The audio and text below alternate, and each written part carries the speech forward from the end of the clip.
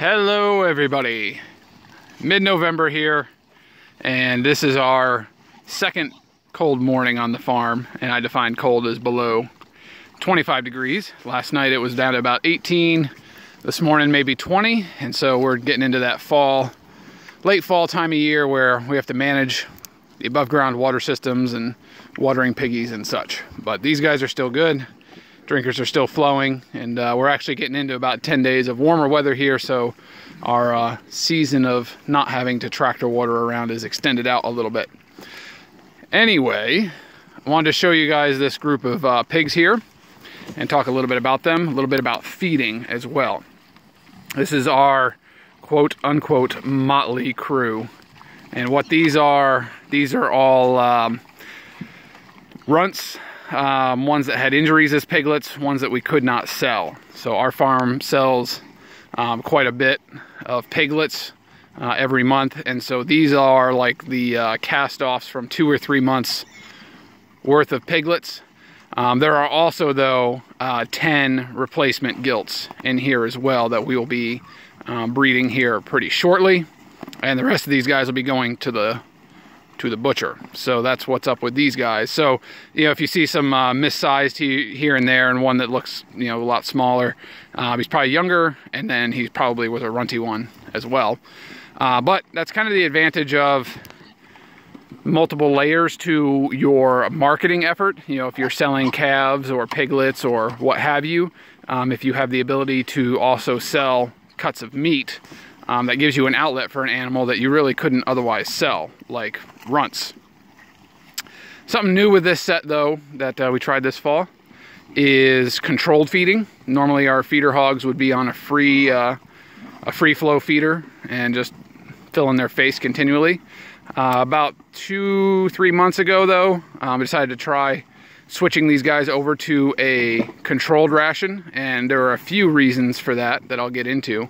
But I would say, based off the condition of the animals, they did perfectly fine not having a free flow feeder and on a controlled diet of, anywhere from 5 to 10 pounds per pig per day of this feed. And I'll show you about that in a minute. So, worked out pretty well. Fed twice a day, morning and evening, in addition to moving around the pasture. So you can see they've come down through here. Side note, second year grazing pigs on this pasture, and a lot less rooting going on. They are not tearing it up nearly as bad as pigs did the first time around. So a little bit down here on the bottom, but that's really mostly just grass and the duff there they pushed up into that fence line.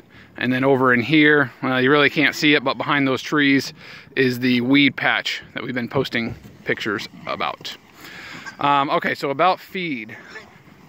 A couple reasons that we got away from a bulk feeder. One, I got tired of cleaning the thing out when it would get wet and the lid would blow off, so to heck with it. And the second thing was, we feed a lot of apples starting in about late August and through March. And what we have set up is these are reject apples from the sorting tables for a local apple company. So when they're bagging them up, you know, the little 5-pound bags you buy at the store, these are the ones that don't make the cut and they got a little blemish on them or whatever. And so we've been feeding them to both our feeder pigs and our sows as a way to cut costs. Now, when looking at alternative feedstuffs, you do have to understand that it is literally an apples and oranges discussion, or apples and corn, that 1 pound of apples does not equal 1 pound of corn in nutrition at all, or 1 pound of soybeans or what have you. So you have to make sure that your TDN is correct, as total digestible nutrients, or your dry matter. And there's 1,000 ways that you can look at that, but for us, we did keep it fairly simple. And my method usually is to judge an experiment by the outcome. And so we'll just try it and see what the animals look like. They look pretty decent. But anyway, here is some of the feed that we're doing. So we're utilizing a lot of waste streams for our feed, which is pretty awesome. We are getting the waste apples from the apple company, like I said. We are also getting waste peanuts from a peanut mill down in the Carolinas that you know, just fall out of the machinery or whatever when they you know, are making honey roasted peanuts or whatever you know, your football halftime show food is. So we're getting these peanuts and we're getting these apples.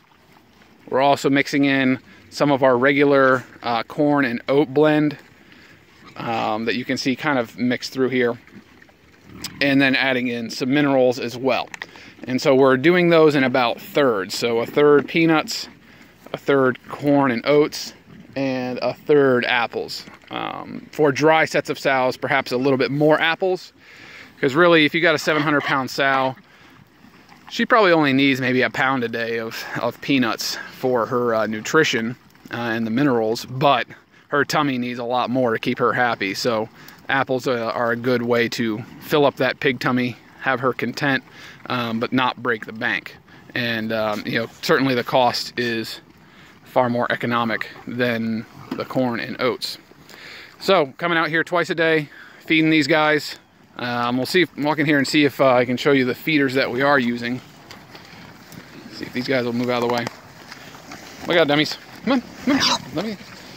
So what this is a 15-inch plastic culvert, and we just put it on the sawmill and cut it in half lengthwise, and then cut it into manageable size pieces. So pretty cheap. They can push it around the paddock some, you know, but that's okay because they won't destroy it because it'll move. And it works really well to put feed in when you need to line up a bunch of piggies to eat. Gives you a lot of linear space at not a lot of cost. Now, because they're on a hill here, all the apples are rolling out, but as you can see, these guys are getting down to business on cleaning up the apples. So next week, these guys are going to butcher, the ones that we're not holding back for breeding. And yeah, we'll be resetting the motley crew to a new batch and go from there. But did want to take a minute to show you guys what we're doing. Kind of key conclusions here. Regimented feeding for feeder hogs works just fine, twice a day. I'm kind of ramping up from 5 pounds per day per pig when they're maybe 150 pounders to right now they're probably getting 10 pounds per day. And that's the combined apples, peanuts, corn and oats and mineral feed. And they have finished out really well. I'm interested to see what these carcasses look like when we get them into the processor.